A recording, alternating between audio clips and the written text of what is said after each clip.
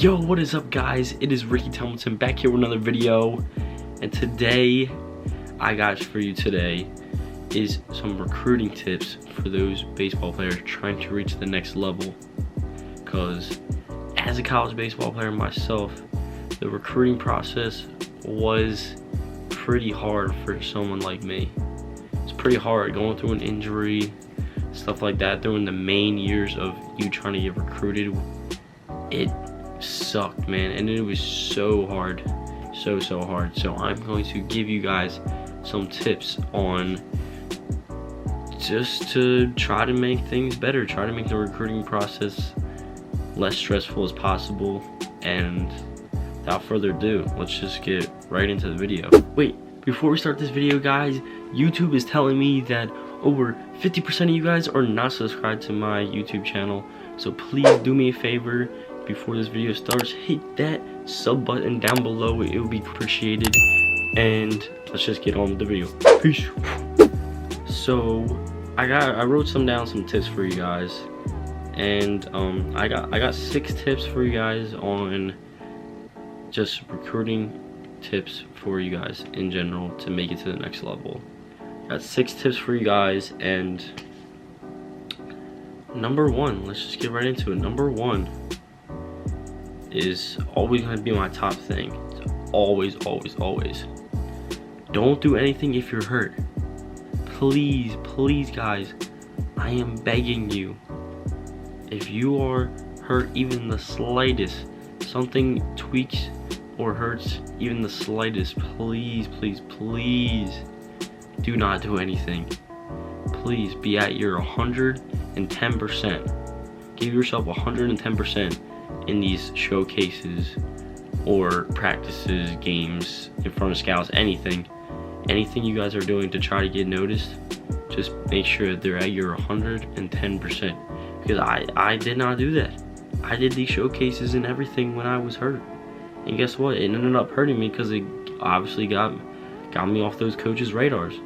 They saw that my numbers were not up to par as my age should be, or other guys in general, because I'm not gonna say it was just my injury that held me back from that, but I'm not gonna say it was also wasn't because of that injury. You know, you guys know what I'm trying to say? Like, please guys, just if you are hurt, please do not partake in any showcases, any games in front of scouts. You want to make sure you're 110% healthy in front of scouts. If you aren't, don't do it. You guys will have plenty of more opportunities to showcase your skills in front of other college coaches. I am telling you, just because you missed that one showcase with your travel team doesn't mean you guys will not get another opportunity. Trust me, you won't. Okay, now we're on to tip number 2, which is do recruiting videos. Doing recruiting videos can truly help you guys get to the next level, because not all college coaches are going to be able to see you guys in person. So by just getting film, getting you taking reps of whether that be hitting, grounders, pitching, whatever, and sending it out to colleges is so good. I'm telling you guys, that's how I got recruited to college. That's how my coach didn't even see me play in person. All he saw was a freaking video, and he said, I like you, I like your stuff. So that's all it takes, guys. That really is all it takes. A coach does not have to see you 1,000 times in person to play. I'm telling you this firsthand. So if you get these videos done and send them out to college coaches, your chances of getting recruiting for the next level increases. I'm telling you, it increases tremendously. Alright, so let's get to my 3rd tip for getting recruited to the next level. It's hustle. Plain out simple. Hustle everywhere you go. If it's in a showcase, if practices, everywhere. You have to hustle to everywhere. Once you step in between those white lines, you better bust to your position or whatever you're playing. I don't even care if you're the pitcher. When I pitched, that's what I did. I ran to the pitcher's mound. I made sure that those coaches saw that I ran to the pitcher's mound. Now, it doesn't mean you have to sprint, but you know, sense of urgency. That shows that you really care, and that you care about the little things. And when the little things, I'm telling you, the little things matter when it comes to college coaches. I am telling you. And it also makes you stand out. It makes you stand out in these college showcases. I'm telling you. If you like aren't having the best day, or aren't hitting, or aren't feeling well, trust me, hustling a ground ball out, or making sure to not give up on a grounder if you bobble, not giving up on the play, and still trying to make your best throw over to first base, or still trying to get the guy out, I'm telling you, it will increase your chances of scouts or college coaches to get on your radar, because they see that you are not a quitter and that you do not give up on plays. I'm telling you, this will help you in every aspect of not just baseball, but in life in general. Doing stuff to the best of your ability is something that you should always do in every aspect, and not just baseball. Alright, fourth tip, which is communicate with these coaches. Now obviously, if you are trying to get recruited to the next level, you are not trying to talk to these coaches. You obviously are trying to talk to these coaches. Now, questions that may come up with this tip is, how exactly am I talking to these coaches? When should I talk to these coaches? Stuff like that. So for me personally, I love emailing coaches. Sending emails is so much better than just sending texts, because these coaches have lives outside of college baseball. They have lives. They have a family probably. Sending texts on their personal phone number is not going to help your case out. I'm telling you. If it's a regular Tuesday night and they're sitting down at the dinner table, do you think they really want to see a text from little Timmy saying, "Hey coach, would love to come look out your campus"? No, they don't want to see that while they're sitting down at dinner on a Tuesday night trying to be with their family. Emailing them gives them that time for you to still be in contact with them, but they do it on their own time. Someone like me, I don't check my email every 2 minutes like I would check a text message. Emailing gives them the amount of time and space you need in order to still stay in contact with them. So emailing is definitely better, and texting to a certain extent. If you are continuously emailing this coach, then I think that would be the good time to say to this coach, "Hey coach, is this a good time? Maybe could I grab your number?" Instead of going back and forth. If you were going 6 or 7 emails with this coach a day, then obviously that is the appropriate time to then ask for his phone number if you do not have it already, and text him. But if you do happen to get this coach's number right away, do not text him. Do not. I'm telling you, coaches, in my opinion, would rather see an email first. Then if they're comfortable with you texting them, then that is the time to text them. Please, emailing them is very, very important first. Then also, in tip number 2, send videos. This goes along with communicating with coaches in emails. When you do these emails, if you have recruiting videos, send them over. Send them in your emails. Explain yourself. Explain who you are, where you're from, what school you go to, what travel team you play for, and so position, whatever, blah blah blah blah, along with the video, so they can see who you are, and then they can see the video of how you play, and then they can decide whether if they want to come see you play. If they don't really want to, not really that interested, but they may have people who are interested, and they could send your video over to those people. You have so many options of what that coach could possibly do with your video. They could possibly help you in getting it to another college for you to talk to that coach. So sending a video over never hurts you at all in an email with a coach. Never, ever, ever have I seen it hurt somebody before. DMing them is, it's like, it's like in the middle of texting and emailing.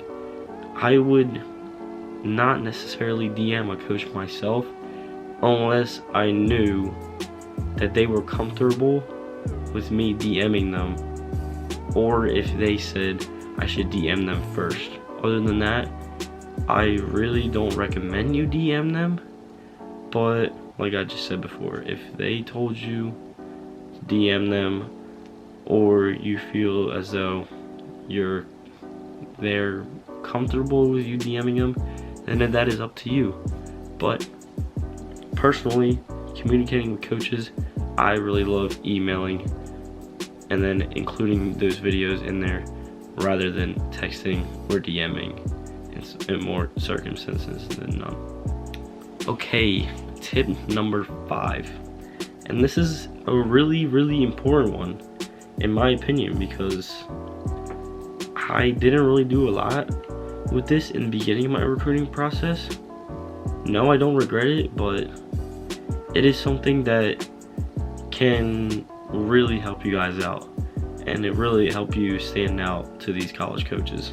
So tip number 5 is when going and ask questions. When you ask questions to these coaches and you are communicating with these coaches, please ask questions, and ask questions not just about baseball. I'm telling you, please do not go and talk to these coaches and say, so what kind of team bats do you guys got, or what kind of equipment do you guys give out? Do not say that right off the bat. Please, these are questions that you should not say to a college coach if you are trying to get recruited to this college. I would personally ask questions based on the university itself. Maybe you could sprinkle in baseball questions here and there, but if I was going to a coach and I said, hello, how are you? Maybe start off by saying, what does a typical practice day look like? What does a typical game day look like to you guys? What kind of atmosphere is it? And then say like, so what kind of classroom sizes you guys have in this? How does class times usually affect players? Stuff like that. It makes this college coach see, oh, this guy's not just about baseball, this guy cares about his academics as well. So that makes them think that you can handle yourself not only on the field but in the classroom. I'm telling you guys, this is a great deal to ask too. Don't just ask questions about baseball. Ask them about the university. How's life outside of school? Is there clubs I can join? Is there something else I can do? How's different professors? Do people like this field of studies or this? Your coach probably doesn't know the answer to these questions, but I guarantee you he would be more impressed to hear these questions from you than just saying stuff like what I just said before, the equipment, kind of bats to use, those type of questions. So saying questions more about the university itself and not just baseball will help you guys out. I'm telling you, just trust me. And my final tip for getting recruited to that next level is the level of baseball doesn't matter in the college level. It doesn't matter. If you are getting recruited to a JUCO, you see your friends getting recruited to a D2 or D1, doesn't matter. This is your path. You create your path. Doesn't matter if you started at JUCO, D3, D2, D1, and AIA. It does not matter. You create your own path, and if your goal is to make it to the bigs, be a professional baseball player, D3s, JUCO players, or NAIA have the same chances of making professional baseball as D2 and D1. I am telling you, I've seen it happen before, and ultimately I've seen D3 players succeed more than these D1 players. Now, there's more cases of D1 players going to the next level, but those at D3 I've seen more often stay in pros or stay longer than these D1s because no one expects anything of them. I'm a D3 baseball player myself. We are true student athletes in my opinion. It is talked about how sports isn't the #1 thing for us. These D1 athletes, they ultimately probably go to these D1 schools to get to the next level. People like us, we have to grind and grind and grind. D3 athletes or below, D2, whatever, we are grinders, which makes us succeed at the higher level, in my opinion. So don't be disappointed in yourself if you see, oh, D3 college coaches calling me, why not D2 or D1? Because I am like all you guys out there that are probably thinking, I once thought that it was D1 or bust. I thought if I don't play D1 college baseball, then my life was just going to be ruined. Like, I was like, these D3 like college baseball players, like, this is nothing. Like, they're not going anywhere in life. And my parents thought that too, until I sat down with my travel coaches and realized that is not the case whatsoever. Different levels of college baseball does not matter. It does not. It really doesn't. What matters is what you write after this. After college, it matters what you do. I'm telling you, you create your own path. You decide your decision. This is your life. So it ultimately is up to you. If you want to go D3, go D3. If you aren't satisfied with going D3, then that's up to you. You can go JUCO and try to go D1. The path is up to you. This is your life. So no one's gonna tell you, oh, this is bad or this is bad, you should be going D1. It doesn't matter. So it's ultimately up to you guys.